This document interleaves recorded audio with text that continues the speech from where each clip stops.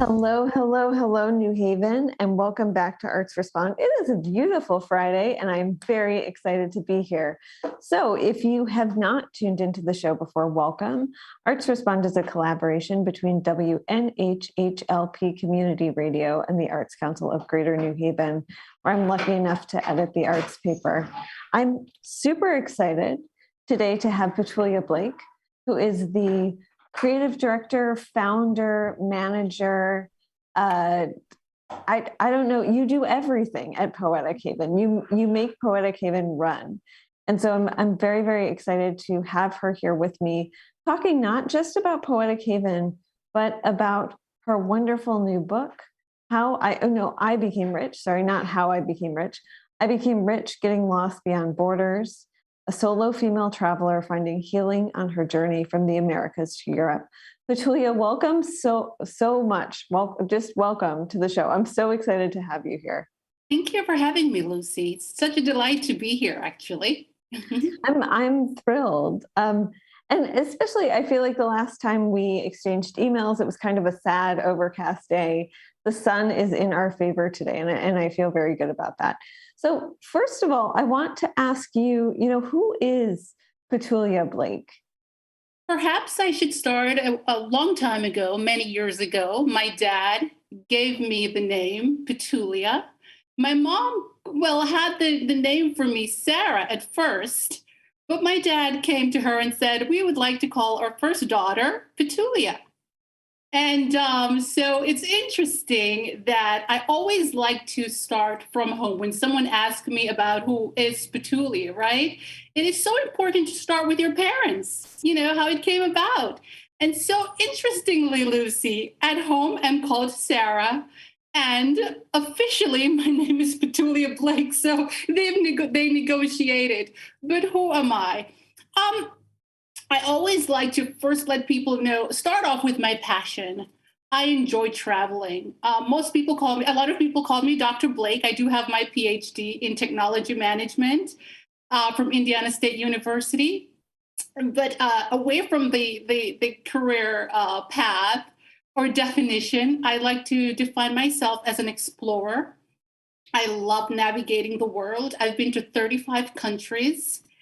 And just continue itching to travel again. I've done so last year. Actually, I was in Egypt. And but again, I would like to say I'm an explorer. I'm a learner. I'm a professor. I'm a researcher. And I would now like to say I'm an artist as a creative writer. And I've been writing since I was 13 years old. I love that. And so I'm wondering if you can take us, I always love going in the Wayback Machine and asking folks, when did you get bitten by that travel bug? Because I think there are people who really love travel and exploration. And there are people who, for any number of reasons, maybe they're daunted by it. Maybe they're creatures of habit. Maybe they don't like to sort of go down the path less traveled. Don't love travel. And I know that you fall squarely into the first enthusiastic group. So how did a young Petulia get bitten by that bug? I'm wondering if you can tell our listeners. Well, I have to confess, I'm an addict. I'm a travel addict. I have to say, and I'm so honest about that. Whenever I feel down, sad, distressed, I just said, okay, let me see, where should I go to now? I don't think much. I just look for a flight somewhere and I go. And it has become, first, I would say it was an escape early on in life. It was an escape. And then it became a spiritual experience. So now when I travel, I connect authentically with individuals. But how did that come about? Okay, perhaps my mother wouldn't be so happy with me right now, blaming her a little bit, but it's actually a good thing.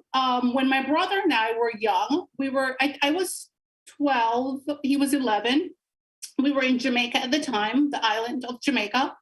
And we both had to go away to high school because where our school was located was very far away from home. So we would essentially return home on weekends, right? So we had to board. And I think that kind of opened us our whatever it is, to say, okay, it's okay to be away from home. It's okay to travel. And so I think it really started off with, having to be away from home at a very early age and just I think my mom gave us our wings. And so so in some way, it was part of, we grew mature from that experience. So when we migrated to the U.S. in 1990, there we go again, traveling, right? So moving from one country to another. So it was an eye-opening experience. But it's interesting, when I was a teenager, like most young women, we have conflict with one of our parents, right? For me, it was my dad. For me, it was my dad. We were always fussing and laughing at it now, but I just thought he was bullish when I was growing up. Nevertheless, he became the sweetest dad as we both got older. But I remember in what 2 years after migrating here, my mom said to me, "Oh, you know what? I'm going to send you to London to spend some time with your granddad," which is her dad, right? So I was supposed to leave for England, which I did. I was supposed to actually stay in England for 1 month. And Lucy, I'll tell you, it's interesting. I ended up staying in London for 6 months. I was about 18 years old, and I stayed with granddad for 6 months. And I think that's where, again, and I met oh my God, on that trip, I met so many people from different parts of the world as well in London. And I was meeting people just from Egypt, from Spain, from Portugal, from West Africa, Ghana, from Nigeria. So it was more, it was a beautiful experience for me then. And I think that's when, I wouldn't say I got the traveling fever at that time, but I think I realized how beautiful the world is from that experience. And I'm also curious, how your experience as an immigrant so early in the book, I think it's like page 3 or 4, very, very early in the book, you talk about being born between two provinces, which gives people this beautiful image. Like I literally had an image in my mind as I was reading it. And so I'm curious for you, you sort of have feet in, I was going to say a foot, but I feel like you have more than 2 feet in so many places. And so I'm wondering how that has continued to affect your interest in and love for travel. Yeah, it's interesting that I should put that in because, I was told that the hospital where I was born was literally like in two provinces. In Jamaica, we say parishes, right? So one is called Manchester and the other is Clarendon. So if you're from Jamaica, anyone who's listening, you would know. I mean, some of you would know. We have 14 parishes. But in the book, I had to say province or provinces because no one really understands the term parish here unless we're talking about the church, right? So I feel that I'm always on borders, even where I'm living right now. I'm literally on a border of two towns, literally on the border of two towns. But it's also I'm going to really attribute my energy as well to my parents, who themselves traveled to England when they were young, my mom and dad. So, and then having immigrant ancestors from different parts of the world as well who migrated to Jamaica maybe centuries ago, not centuries, but I want to say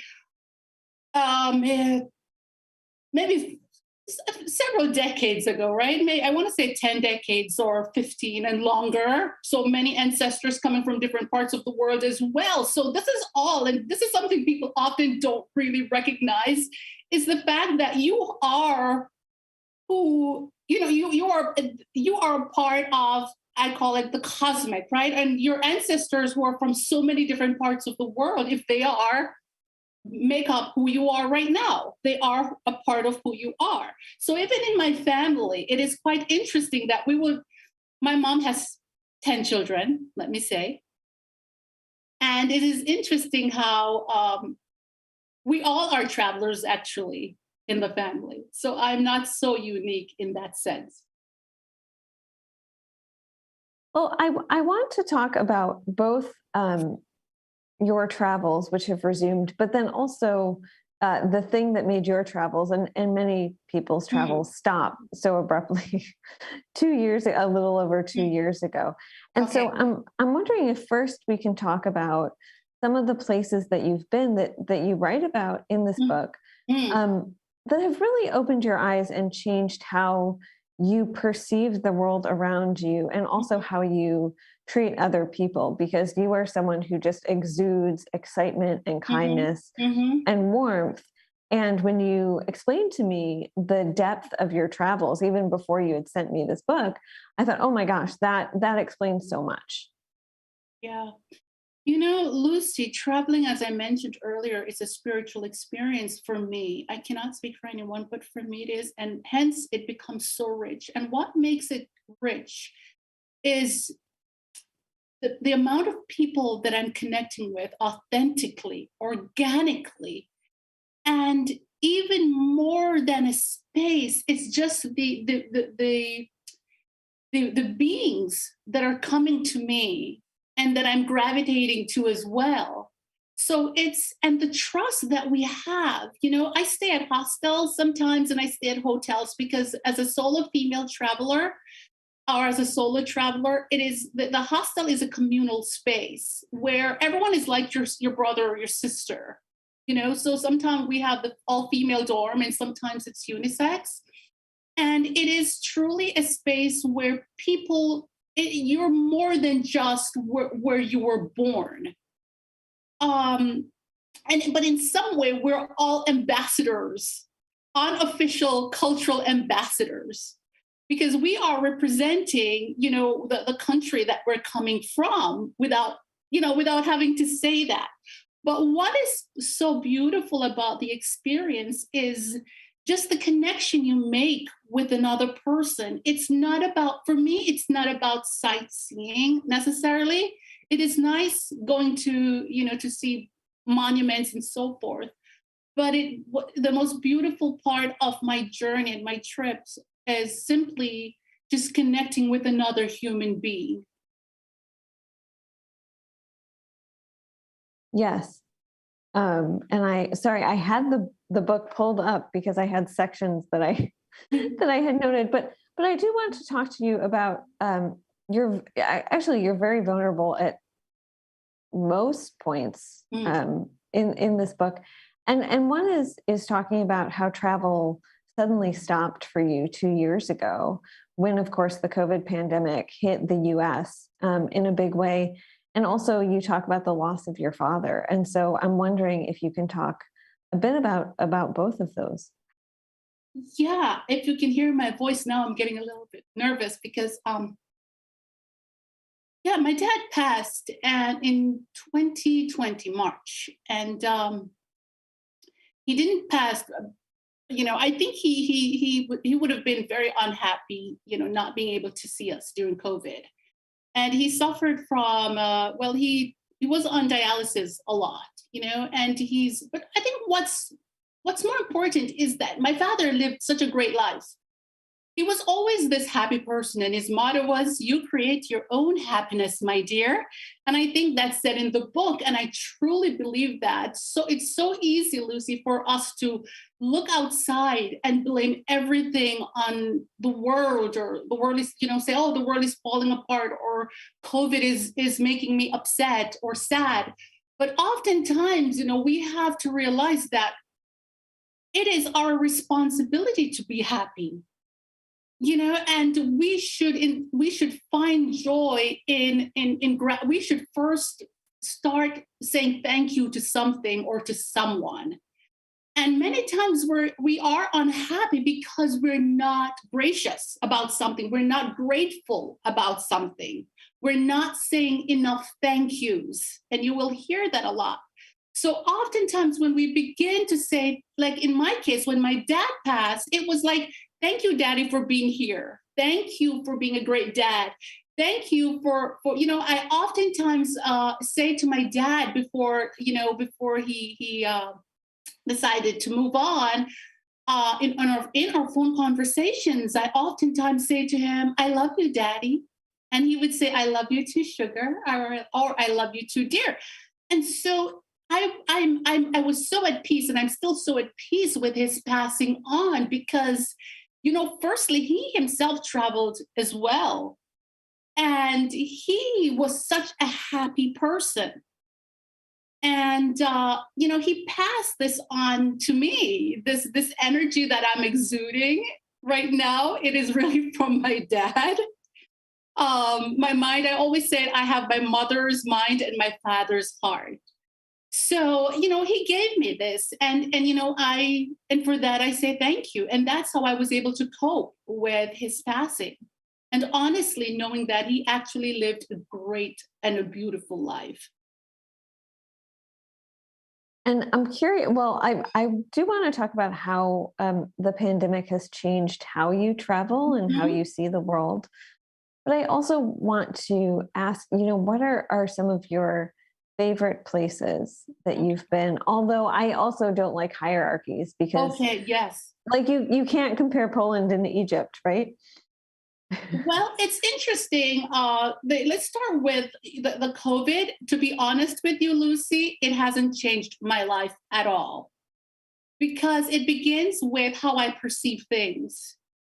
And I will not be defeated, and we should not be defeated by COVID. And from very early on, we knew that we simply have to just wash our hands, cover our nose and mouth, right? And just stay far away from an individual. So once you do that, I just feel that there's no need to live in fear. So my philosophy is, again, I create my own happiness. So if I'm in a state of blissfulness or happiness, I will have no fear of anything. And if I'm in a state of gratitude, my mind will always be positive. And that's exactly who Petulia is, to be honest with you, coming back to that. I am, if you were to ask my friends who I am, they'll say, oh my God, she's so positive.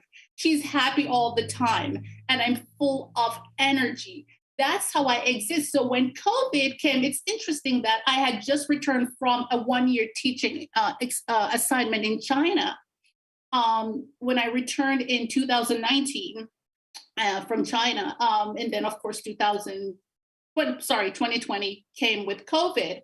But I stay firm that again we are responsible for our own mental health as well, and and each other. We need to also take care of each other.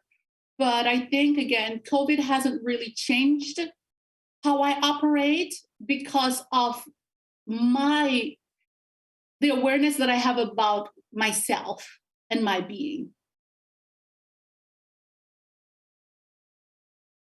So let's come back to some of the places that have really opened your eyes and Yes. excited you. And maybe that's everywhere. In the book, it seems like Yes. that's everywhere. You can even learn, I learned reading this, that you can even learn from turbulence and poor napping on planes. Although I don't know that I have. So, but that probably says more about my character. Yes. And yeah, I think that when I travel, I have no expectations, and I just embrace the experience. And what that means for me is being in the present where I am and looking around me and trying to make connection with the person who's sitting next to me on the airplane, with a simple hello. Sometimes, Lucy, it's odd. People would be, I remember once I sat next to a gentleman and immediately he says, oh my God, you have such good energy. And yes, and it's so interesting. My dad said that years after when I came from China to make, to take care of him, Daddy said the same thing to me. You have good energy. And but again, when I'm traveling, I don't compare places. That is very true. I cannot. I've been to 35 countries, and every single country, every city has something unique to offer. It could be the food, it could be the wine, it could be the people. I'm not going to talk about Thailand, which is in the next book, but it's the energy and the essence that you get in different places. And I was in Poland, and a beautiful situation happened when I just arrived in Poland. I was in Warsaw and I was exhausted. Nevertheless, I was itching to get out, to just go for a walk as soon as I, threw everything down. So I stepped out of the hostel, and an elderly gentleman, just simply waved at me. Of course, I don't speak Polish, and that wave felt like welcome. Welcome to Poland, and it was just a casual person walking by. And you see, I look at these things, I feel and embrace these. And I think, I think people feel that about me too when I travel, because I get such wonderful, positive feeling. I always tell people that when you travel with your energy, not with your limited identity. Travel with who you believe you are inside, glow from the inside, and people will respond to that. And I believe that when I'm traveling, that is what people respond to. I was sitting on the train going to Auschwitz, and this young, in Poland, it's pronounced differently and spelled differently, right? So the conductor was frustrated with me, and this young lady in front of me helped me. And in that conversation, we just started talking, and again, these are the moments where I'm vulnerable, where someone always comes to my rescue. And I think I always do the same for others. So it reciprocates. You also really show the reader not only the places you've been, but you show them a lot of yourself, and in that you share excerpts from your journal.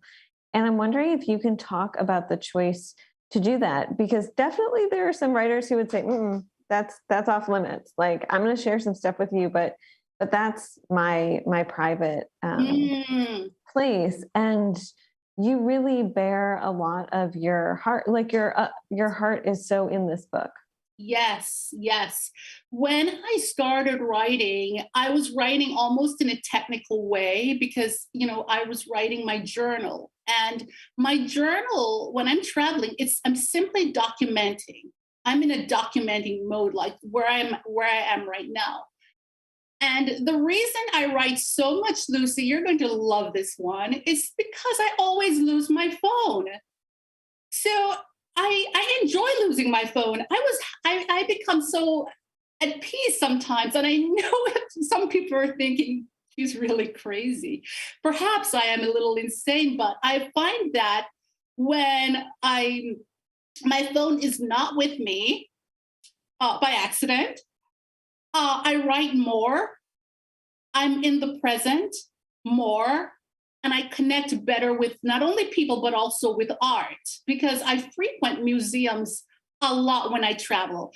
And I must say, I cannot leave a country or a city without going to the museum. And it is there I regard and you will see in the book, is there I regard museums as sacred spaces that shed light on our human experience or experiences, which further delves into our spiritual existence. So I find myself in museums writing a lot, looking at art, and just being drawn in an organic way, to whatever is speaking to me at the time. And so, but going back to what you said about bearing my soul, that's what I do, because I think at first I was technical about it. And then at some point I thought to myself, but people do have to know who I am as well. It is not about traveling only. It's not about seeing the world. We can all go on YouTube and see something. but it has to be more than that.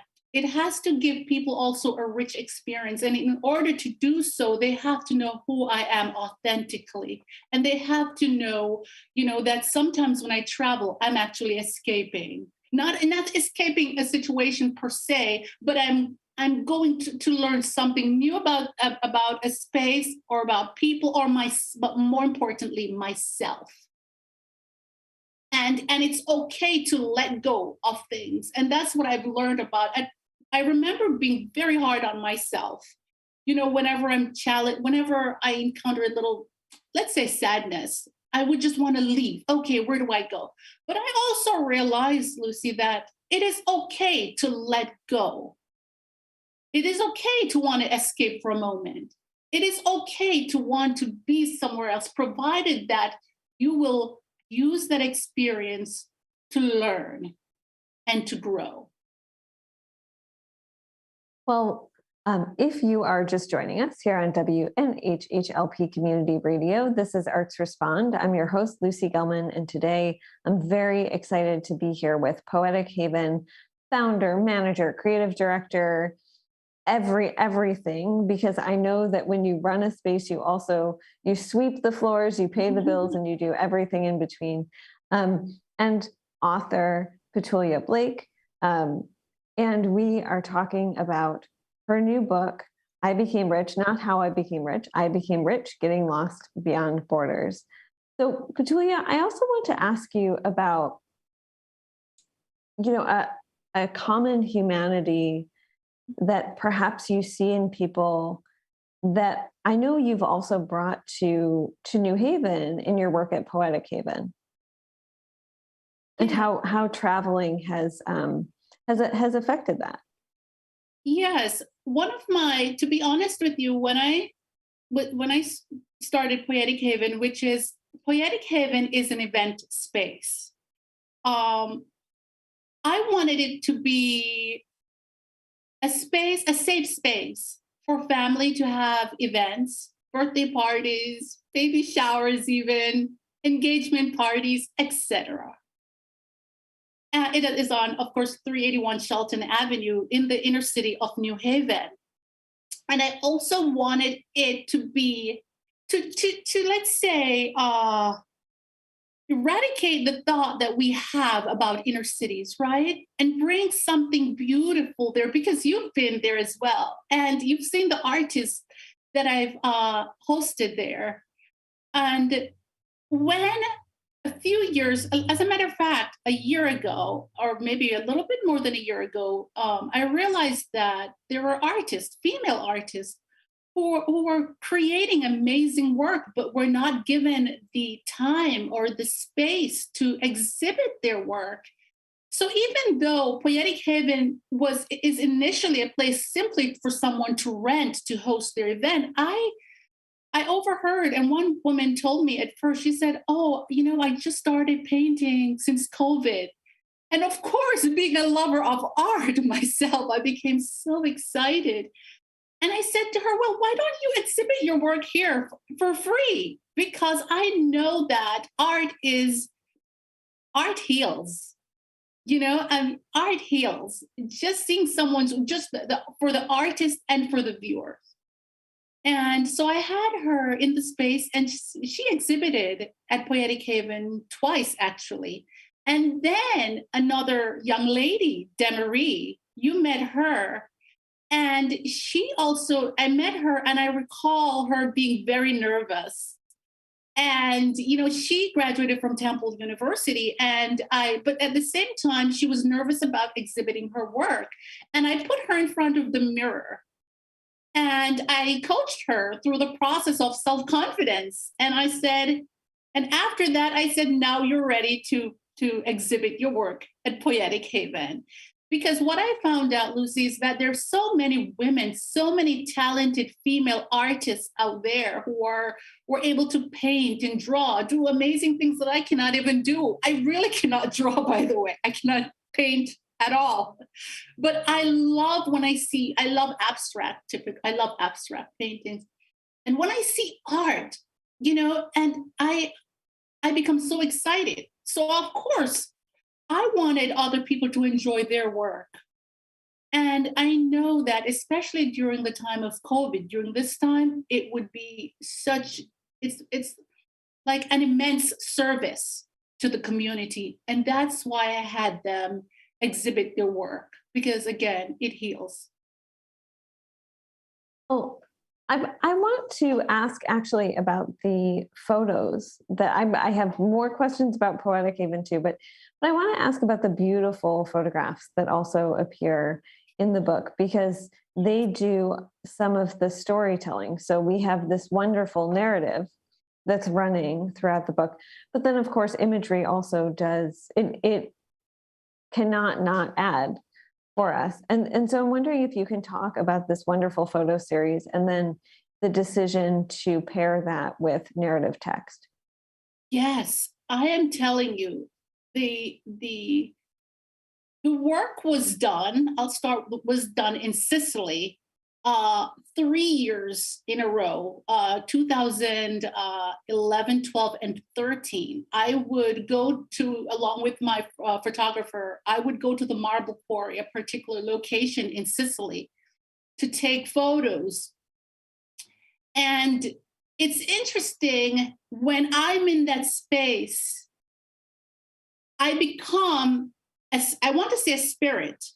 I'm in human form. So, and I'm directing the process at the same time because I have a male photographer. So I had to make sure that I'm directing my own body in the space. That is very important to me. Primarily, because traditionally, male photographers have always positioned the female body and telling her how to move, how to do this. I established with the photographer that in a very assertive way, by the way, I am not a model in this space. I'm an artist. I actually have a theater background and a theater in avant-garde performance as well. As a student at Bates College many years ago, and I performed in the theater. I also wrote plays and directed my one of my theses, by the way, which was a play. So I have that theater background. So when you look at these images in the book, they are, it was more of I call it an avant-garde performance or images within the context of the environment. At the time, I was working on my dissertation, which is something totally different. I was on sustainability, so I was studying sustainability and corporate social responsibility. And interestingly, when I go into the marble quarry, there is something speaking to me or to my body or to my essence or to my spirit, and all I had to do was to move and to take on a particular form or be in a particular position. And then I would tell the photographer, please capture this. And it was a very difficult decision to put this in the book, to be honest with you. I cried a lot before because unfortunately society is still in a place where, primarily in the US, I noticed that, unlike Europe and other places where people are open to the body expressions, primarily when it's done in an artistic form, we're still so. And this is where I become very assertive, I call myself a futuristic feminist. This is where our minds can still be so shallow, where we focus so much on the body as opposed to what it is trying to say or what it is trying to convey. And with support, of course, of my mom, naturally, it had to be done.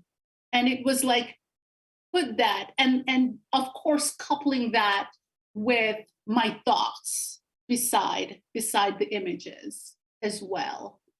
And it was their powerful statement about, and there was one that says, I believe I'm not the body, right? Nor am I the mind. And I think this is where the body takes on, or rather this, I operate in a spiritual way. And I think the artists do that. They do operate in a spiritual way. they operate in a way sometimes that they cannot even articulate because they're so inspired by something that's deeper than what we see. I think that's true. And I'm also wondering, when you came to the final decision, was part of that because you also talk about your experience in museums. So there's something very meta there. Yes, yes, When you see these beautiful images, and they really are stunning. Everyone should go out and buy your book, and we'll talk about how to find it in a minute. But did you ultimately come to that decision after? I'm sorry to hear that there were tears over it. yes. But after, really thinking on it, because you believe so deeply in the healing power of art. Yes, yes. Oh my. You know, I've been visiting museums for so many years. My first time at the Louvre was in 2002. And I love when I go into museums and I see the different forms, the sculptures and or the paintings and the expressions, and of course the abstract paintings that I try to decipher. I'm inspired so much by what I see in museums, and also just the arts in general, because they speak the same language. You have the paintings and the photography and so forth, and the sculpture, but we're all speaking one language. And my work is inspired definitely not only by my own time in the theater when I was in college, but that continuation that I want to say that I continue to learn and explore, and I think that's what artists do. It's interesting because, again, Lucy, my PhD is in technology management. And the reason I cried is because here I am teaching business as a professor, and at the same time, being a closeted artist. And I think that's the only way to say it, is because on a surface, I have to go and teach students how to operate in the corporate setting. And at the same time, I'm hiding my work. So for 10 years, I've been hiding this work that you see in the book. That is not the book itself, but the images. I've been, because I was so afraid, so scared. It perhaps because, again, of that, the two worlds, one world not understanding how powerful art is, and not having enough experience, let's say, in the traditional establishment of the art world or the traditional art world. So I'm a person. I'm an explorer of these different worlds, and this is where, again, I say it's so. I don't like to describe myself as just one in a limited way, because we are such spiritual being, and part of our existence, I believe, on this planet is to explore and to navigate the spaces within ourselves. And this is a result of exploring boundaries. And did you feel that you had to, well, first of all, I mean, did you feel like this book was always in you? Or was this, an early morning realization of, oh my goodness, I need to, this book is living in me and I need to push it out? I've always been writing. As a matter of fact, I've already published a novel. It's in the Caribbean. So for many years, I have been writing. With respect to this book, it was a must, because I realized that there's so many people. I've met so many individuals who would say to me, "Oh, you travel. Oh, I would love to travel, but I don't, I'm afraid of this, or I don't have this." So basically, what I will hear, Lucy, are excuses upon excuses. And to be honest with you, I'm this kind of person. I don't have tolerance for excuses, because the first thing I would say is, address that problem. What's the problem? Let's address it. Or you have one life to live. That's my way of thinking about my existence again, or even my mortality. It's we have one life to live. What do you want to do? Go for it. Try it. And so again, I have heard so many people saying, they would love to travel, but they create these obstacles. And that's why this book, I had to write this book. I had to actually, because I keep a journal when I'm traveling. As a matter of fact, for those of you who they probably cannot see, maybe some can see it if they're on Zoom, but this is where this book came from this journal. So again, it had to be written as a way to say, people, traveling is a rich experience. It is a great way to become rich. Going beyond borders, or what you perceive as a border, is becoming rich. Yes, it is also to change the narrative of what being rich is. We're also in a society that is so consumed with the financial, the monetary, and then, but what is life without culture, without seeing the world, without embracing people, without getting out of your comfort zone and exploring a little bit? Because money is good, but at least if you have it, travel with it a little bit, whatever. Oh yeah, yes. And I also think, did you feel that you had to, at some point, there had to be a reconciliation of these worlds, or at least a meeting of these worlds, this very academic world and this artistic world? Mm. At some point, I said to myself, and it goes back to me being aware of my own mortality, and knowing that, I'm very realistic, and I'm very honest, and I'm very direct, that we'll all die someday, and we'll all be older someday. We're getting older. So it is being authentic. And we, as soon as we can, it is so imperative for us to start living and being authentic.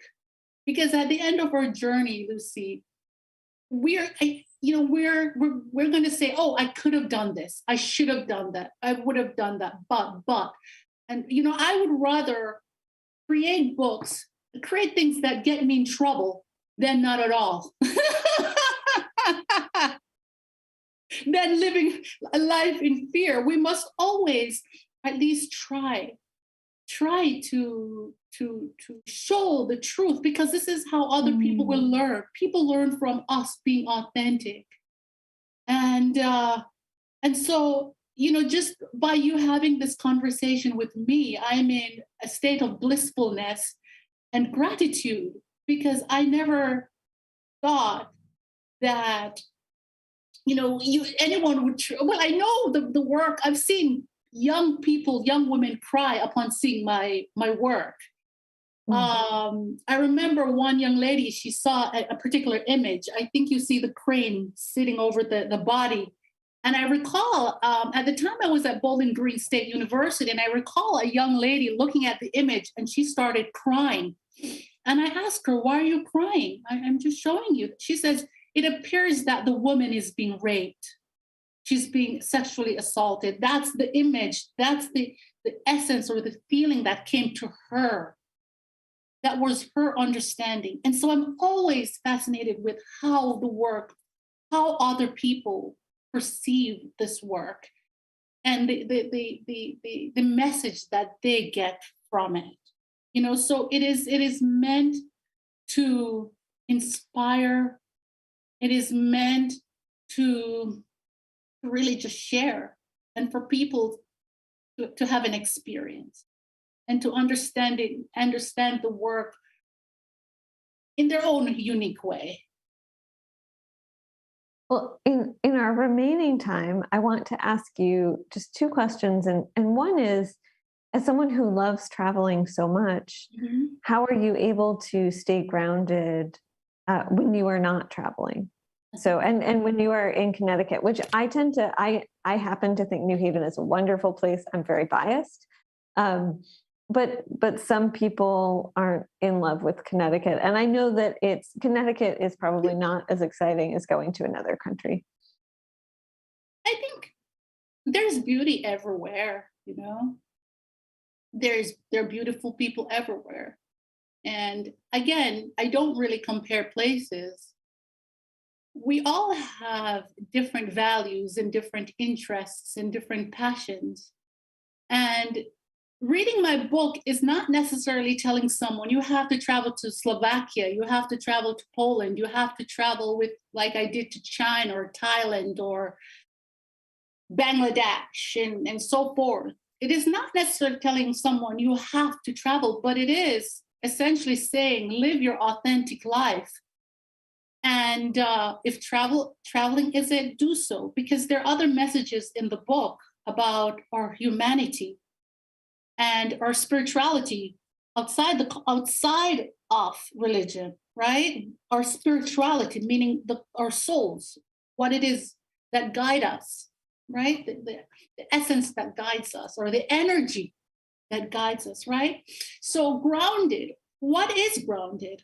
Wherever I go, I'm grounded because it's a state of mind. Too often we're told we're expected to stay in one place, and we hold the assumption that if someone is in one place, we are grounded. I like to believe I'm grounded everywhere I go in all these 35 or 36 countries that I travel to, because I'm connected. And I'm literally connecting with individuals. And in my own way, I'm changing someone's life, and someone is changing my life. So wherever we go, we are grounded, provided that we're being authentic and we're connecting with others. I love that. I love that. So I love grounded as a mindset. I think that I may paraphrase that generously, but with proper attribution. As a reporter, I always give things proper attribution. So I will say trademark Dr. Petulia Blake. But then of course my last question is where is the next destination? And do you have a dream destination? Like the great whale in Moby Dick. Is there a place that you have always, always, always dreamed of? Yeah. Oh, that's such a great question, Lucy, because I don't dream. I never dream about where I want to go. I think when you dream, it should be just for a moment, an instant. But I don't believe in living life dreaming about anything. I think we must be in a state of action, doing. And I've never dreamt of going to a particular place, to be honest with you, because because I'm already a traveler, and I don't think anything is outside my scope, or to dream about it. I like to surprise myself, actually. I like to surprise myself. I like not knowing where I'm going to go next, but I know for a fact I'll be somewhere soon. Uh, perhaps Guatemala, I don't know. But again, I believe in dreaming, but I truly believe that it should be short-lived, and immediately after, we should take action. I love that. So my guest today on Arts Respond has been Dr. Petulia Blake. We are on WNHHLP Community Radio, just in case you found this video, but you don't know where it is housed.